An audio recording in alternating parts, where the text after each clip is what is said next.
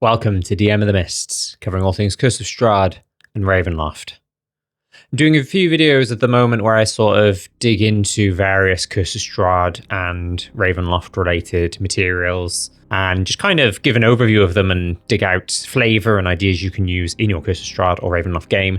Recently put out a video about Ravenloft Mist Hunters, the Adventurous League modules, and I got one coming up soon about Black Dice Society, the official Ravenloft actual play.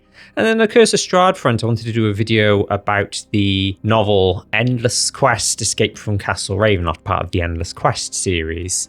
It's a choose-your-own-adventure style book, and I remember having, I don't think I had any of the official choose-your-own-adventure books, but I did have some Sonic ones, where you could go to a certain page and see if Sonic lives or dies. I can't remember what they were called, but I'll see if I can dig them out and include some pictures and put them here. Endless Quest started back in the 1980s, but in 2018, 2019, they released 6 more loosely based on different 5th edition campaigns. Escape the Underdark is tied to Out of the Abyss. Big Trouble, tied with Storm King's Thunder. Big Trouble, I see what they did there because it's giants. Into the Jungle, Tomb of Annihilation. To Catch a Thief was tied with Waterdeep Dragon Heist. The Mad Mage's Academy, tied to Waterdeep Dungeon of the Mad Mage. And Escape from Castle Ravenloft is of course tied to Curse of Strahd. I spoke to someone recently who says that the paperback version of Escape from Castle Ravenloft may be out of print now, but the audiobook's still available and I ended up listening via Spotify. I listened to it twice, and I listened to it in just chapter order, which for a book like this is kind of a weird experience because it'll say in chapter 2, do this thing, then jump to chapter 15, but I just listened to chapter 3. So I was just doing to dig out the flavour, not to play it or go through it properly, if you get me, how it's intended. So I thought it'd be a good idea to listen to it and see if there's anything you can dig out for if you're running Curse of Strahd or Strahd Must Die Tonight, and want to see what can be used for Castle Ravenloft. Similar to when I did the same for Heir of Strahd a few months ago. There's obviously spoilers, not just for this book, but for Curse of Strahd, and there's a minor comparison to Heir of Strahd near the end. The protagonist is a cleric of Tyr. Tyr is a lawful good god of law and justice, whose symbol is a warhammer. I refer to them best I can as they, them, as I think it's up to the reader to choose. I don't think anyone in the book, when referencing the cleric, says he or she. I think the idea being that you kind of place yourself as the protagonist and you choose whether a man or a woman or what have you. But the picture they use on the cover shows a woman, and I listened to the audiobook that was narrated by a woman, so I think it's easy to picture the cleric as a woman, so I might accidentally say she when I mean they. Starts with the cleric waking up in the guest room, K50, if you're looking at the Castle Ravenloft maps, having been abducted and spirited away from near Daggerford, which is the town in some of the Curse of Strahd adventure hooks. The cleric wakes up, Strahd is there and then leaves, and then you can choose to go out the window, go through the door, or attack Strahd. Most of the time there's only 2 choices, but sometimes, including this first one, there's 3. A bunch of the castle NPCs appear in this, so you have Strahd, obviously, Cyrus Bellevue, Escher, Gertruda, Rahadin, who, no disrespect to the narrator of the audiobook, sounded a bit like an old granny. Piddlewick 2, interestingly, he can speak in this, but only the protagonist can hear him, whereas I think in Curse of Strahd he can't speak at all. And Piddlewick 1, the ghost.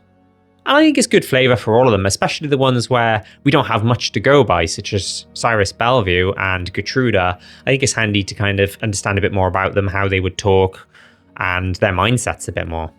A lot of the monsters that appear are either Strahd minions or monsters that already appear in Castle Ravenloft. Wolves, Rug of Smothering, Vampire, obviously, Vampire Spawn, Red Dragon Wormlings, Wights, is the Shadow Demon, and there might be 1 or 2 others I've forgotten to write in my notes. Seems to follow the map really faithfully and includes many floors and areas across the castle, from the Heart of Sorrow at the top to the catacombs and dungeons down below. There's also the Study, the Hall of Bones, and the Teleportation Brazier. And hilariously, the cleric says they don't have time to look at the Teleportation Brazier, which is ironic because that would have been an amazing way to escape the castle, but they kind of like, don't have time for this, let's just go through this door instead. The Study has some good book titles, which could be good flavour for if you want more than just what the book offers. That's track 7 on Spotify. And the story as a whole follows what's in the rooms pretty closely. And in fact, as a testament to the attention to detail, at first I thought they didn't include the elevator trap because the cleric walks over it and nothing happens. I thought, oh, they're not bothering with the elevator trap in this. But then, shortly afterwards, the cleric and Cyrus walk over it and it's triggered. And then I remembered in Curse of Strahd there's a weight requirement. So I think that's a really good attention to detail and very true to a Curse of Strahd campaign where one person walked over it, nothing happened, two people walk over it, and it works as intended. I think the book as a whole offers good flavour for Strahd. Track 12 on Spotify, which is I think the if you choose to attack Strahd moment, has great flavour for his gaslighting and great flavour for his sense of humour. On the gaslighting front, when he's attacked, he says, now this is exactly the kind of disrespect I was talking about. What kind of a guest treats their host like this? And I think that's great. The cleric's being kidnapped and Strahd's like, you're my guest. And this is how you treat your host? How dare you? And after attacking the cleric, says, this was precisely the sort of thing I was hoping to avoid. So Strahd is blameless. The blame is entirely on the cleric because, Strahd's done absolutely nothing wrong. Of course he hasn't. And on the sense of humour front, and I know there's some Curse of Strahd DMs who don't like sense of humour, even though there's a whole bit of it in Curse of Strahd saying, humour and horror do work together. There's a great bit where, in retaliation, Strahd punches the cleric so hard that they get thrown into the four-poster bed and break one of the posts. And Strahd says, oh, do you know how hard it is to find a good joiner in Barovia? And I think that's great, Again, with the gaslighting, it's your fault. You've broken my bed. Look, what have you done? But that line had me crack up, and I think that's great for his kind of dark sense of humour. Another great moment for Strahd was in Sergei's tomb. If you're familiar with Curse of Strahd, you know that if he's found there, as per the Taroka reading, he's weeping over Strahd's tomb. And this is what happens in this book as well. And the cleric has the option to attack him while he's, not at his full wits, or pray for him and see if he can sort of help him and, a more sympathetic approach.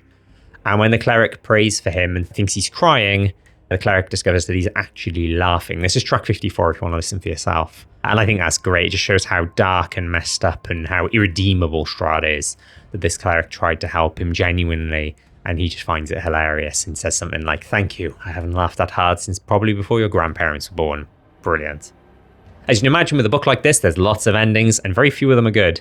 Some of the bad endings include, almost all the bad endings, I think, involve the cleric dying by being torn apart by wolves, turned into a werewolf, gust of wind spelled by Strahd down the heart of Sorrow Tower, bitten by Escher, trapped in one of the dungeon cells, trapped in Sergei's tomb, becomes a ghost, killed by a wight, or killed by a shadow demon.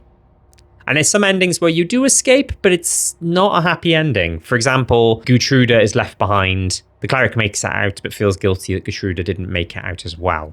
Probably my favourite bad ending was, this is if Strahd has the opportunity to bargain with the cleric and say, I'll let Guhtruda go if you stay behind. I'll turn you into a vampire spawn and you become the new leader of all my armies. And the cleric says, yes, I'll do that. How cool is that? That the cleric then becomes another spawn of Strahd and a new lieutenant. As far as I can remember, there are only two good endings, and in the audiobook there's like cheery, happy, heroic music playing instead of sad music.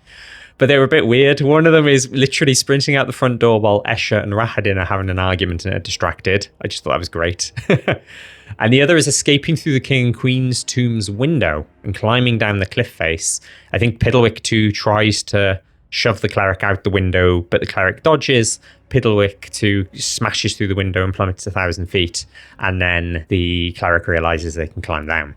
And my absolute favorite moment of the whole thing, Escher can help the cleric and Guhtruda to try and leave, but then Strahd sees them all by the drawbridge as they're about to run out to the courtyard and over the drawbridge. And Escher tries to apologize and grovels and pleads to Strahd. Strahd picks Escher up, and it says that literally just effortlessly lifts his body above his head like that and throws him off the drawbridge. That bit was so cool. That's probably my favorite moment. Poor Escher. So to summarize, if you're thinking of reading it, it's got good flavor for Strahd and other castle NPCs. I think it's worth a read or listen if you're about to run Castle Ravenloft, or if you're about to run Strahd Must Die Tonight, to help you get in the mood, get a bit of flavor. And it follows the maps and the rooms very faithfully, which is a blessing and a curse, no pun intended, because it's good that it's faithful to the source material, but it doesn't add anything new. It just has all the monsters and all the things that happen if you were just an NPC walking around Castle Ravenloft. Whereas Heir of Strahd, on the other hand, followed the castle faithfully and the layout for the most part, I believe, but also added new things. And that was cool. In one of my videos where I talk about Heir of Strahd, I say you can actually, these are further ideas you can do to expand and add stuff to Castle Ravenloft if you wish to. That's it. I don't think this is an especially long video. There's not a huge amount you can get from it, but I hope that this is useful if you're considering reading or listening to it. Now you know whether you should, or maybe you thought, well, you weren't sure, and now you know you don't really necessarily need to.